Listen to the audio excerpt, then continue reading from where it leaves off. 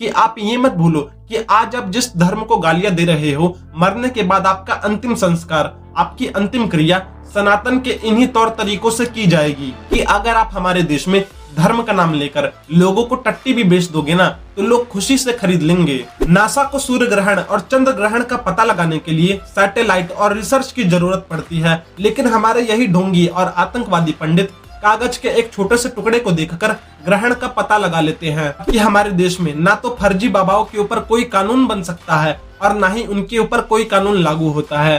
क्यों? क्योंकि हमारे देश में फर्जी बाबाओं के साथ लाखों करोड़ों लोगों का वोट बैंक जुड़ा होता है और वोट किस पार्टी को पसंद नहीं।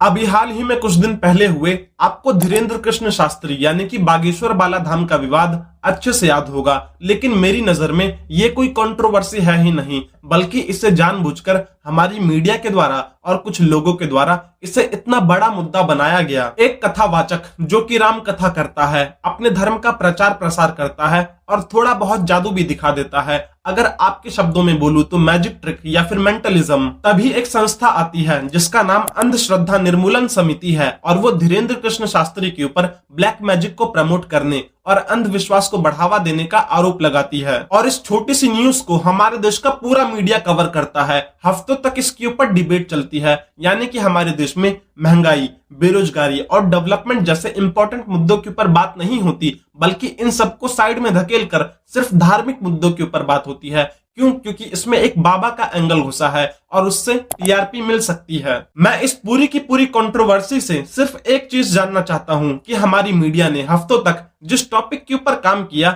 आखिर उसका कंक्लूजन क्या निकला? लोग किस नतीजे पर पहुंचे? क्या बाबा ढोंगी साबित हुआ या बाबा और भी ज्यादा फेमस हो गया? सरकार ने इस पूरी की पूरी कंट्रोवर्सी से क्या सीखा? क्या हमारे देश में अंधविश्वास और ब्लैक मैजिक के ऊपर एक सख्त कानून बनना चाहिए या नहीं बनना चाहिए? ओवरऑल कंक्लूजन क्या निकला? तो जवाब है कुछ भी नहीं। बस इस छोटे से मुद्दे को धर्म का नाम देकर इतना बड़ा बनाया गया और सिर्फ टीआरपी बटोरी गई। मैं ये बात कहना तो नहीं चाहता, लेकिन कहना मजबूरी बन गई है कि अगर आप हमारे देश में धर्म का नाम लेकर लोगों को टट्टी भी बेच दोगे ना, तो लोग खुशी से खरीद लेंगे। आज हमारे देश में कुछ नेता अपने आप को बहुत बड़ा सेक्युलर दिखाने के लिए और सस्ती सी पब्लिसिटी पाने के लिए, ताकि उनकी पार्टी उन्हें टिकट दे दे, उन्हें प्रमोट कर दे, इसके लिए लोग अपने ही धर्म को गालियां दे रहे हैं, साधु संतों और कथावाचकों का अपमान कर रहे हैं, उन्हें ढोंगी, पाखंडी, लुटेरे और आतंकवादी तक बता रहे हैं। ऐसे नेता जो इस तरह की गिरी हुई हरकत कर रहे हैं, उनसे सिर्फ एक ही चीज बोलना चाहूंगा कि आप ये मत भूलो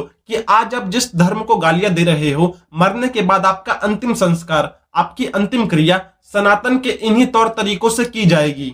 तुम्हें शर्म है? कुछ शर्म आया है?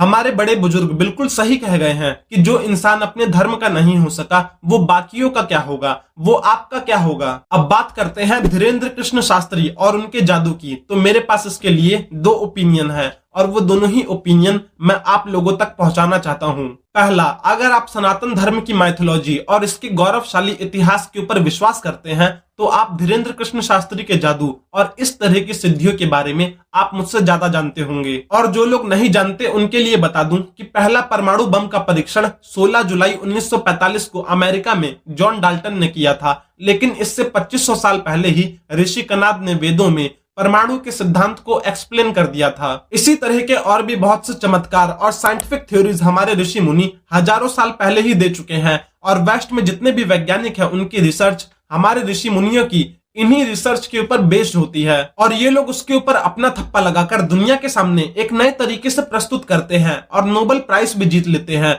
और हम लोगों को सांप बिच्छुओं का देश बताते हैं, जो आज भी खरगोश की तरह बच्चे पैदा करते हैं। ये तो रही बात हमारे इतिहास की, लेकिन अब हम आज की बात करते हैं। आज जब कभी भी सूर्य ग्रहण या फिर चंद्र ग्रहण लगता है, तो हम लोग इसका पता लगाने के लिए इंटरनेट के ऊपर रिसर्च करते हैं कि ग्रहण कब है, उसकी टाइमिंग क्या है, और ये सारा का सारा रिसर्च नासा करती है, तब जाकर हमें पता चलता है। लेकिन साल 1958 में नासा के एस्टैब्लिश होने से पहले भी इस दुनिया में सूर्य ग्रहण लगता था और चंद्र ग्रहण भी लगता था, और उस जमाने के लोग इस बात का पता लगाने के लिए इंटरनेट के ऊपर जाकर रिसर्च नहीं करते थे, बल्कि वो लोग अपने पंडित, पुरोहितों और ब्राह्मणों से पूछते थे। आज हम जिन पंडितों को, जिन ब्राह्मणों को ढोंगी, पाखंडी, लुटेरे और आतंकवादी बताते हैं, ये वही पंडित हैं जो अपने छोटे से पंचांग में देखकर सूर्य ग्रहण की एकदम एक्यूरेट डेट और टाइमिंग बता देते थे और आज भी बता रहे हैं। क्या ये किसी चमत्कार से कम नहीं? नासा को सूर्य ग्रहण और चंद्र ग्रहण का पता लगाने के लिए सैटेलाइट और रिसर्च की जरूरत पड़ती है, लेकिन हमारे यही ढोंगी और आतंकवादी पंडित कागज के एक छोटे से टुकड़े को देखकर ग्रहण का पता लगा लेते हैं। अगर इन सब चीजों के ऊपर विश्वास नहीं तो इसे उठाकर साइड में फेंक दो। एक चीज और बताता हूँ, आज जब कभी भी रक्षाबंधन 2 दिन के लिए पड़ता है या कोई सा भी त्योहार 2 दिन के लिए पड़ता है, तो आज भी हमारे घर वाले उसका पता लगाने के लिए अपने गांव में फोन करते हैं। और मजे की बात तो यह है कि वो डेट एकदम सही निकलती है। ठीक इसी तरह से आप धीरेन्द्र कृष्ण शास्त्री के जादू को या तो सिद्धि मान सकते हो, या चमत्कार मान सकते हो, या फिर पाखंड मान सकते हो। ये मैं आपके ऊपर छोड़ता हूँ। मेरा दूसरा ओपिनियन ये है कि धीरेन्द्र कृष्ण शास्त्री का ये जादू कोई जादू नहीं है, बल्कि सिर्फ एक दिमाग पढ़ने की एक कला है, मेंटलिज्म है, जैसा कि सुहानी शाह, करण सिंह और बाकी के मैजिशियन करते हैं। और आप लोगों ने संदीप माहेश्वरी सर को उनके शो पर भी ऐसा करते हुए देखा होगा। बस फर्क सिर्फ इतना है कि बाकी के मैजिशियन इसका इस्तेमाल करके लोगों का मनोरंजन करते हैं और धीरेन्द्र कृष्ण शास्त्री इसका इस्तेमाल करके भगवान के प्रति लोगों की आस्था को बढ़ाते हैं। और इसमें कोई भी अपराध नहीं है, क्योंकि हमारे संविधान ने भारत के हर एक नागरिक को यह अधिकार दिया है कि वो अपने धर्म का प्रचार प्रसार कर सकता है। बस फर्क सिर्फ इतना है कि धीरेन्द्र कृष्ण शास्त्री ने अपने इस मेंटलिज्म के पावर की मार्केटिंग आस्था के रूप में कर दी, उसे भगवान से जोड़ दिया, और यही रीजन है कि वो लोगों के बीच इतने ज्यादा पॉपुलर हैं। अब ये चीज कहां तक सही है और कहां तक गलत है, ये ना मुझे पता है और ना ही आपको पता है, तो इसलिए हमें जज नहीं बनना चाहिए। हमें इस चीज को सरकार के ऊपर और कानून के ऊपर छोड़ देना चाहिए, क्योंकि इसका जवाब सिर्फ उन्हीं के पास है। यहाँ पर मैं एक चीज और ऐड करना चाहूंगा कि हमारे देश में ना तो फर्जी बाबाओं के ऊपर कोई कानून बन सकता है और ना ही उनके ऊपर कोई कानून लागू होता है।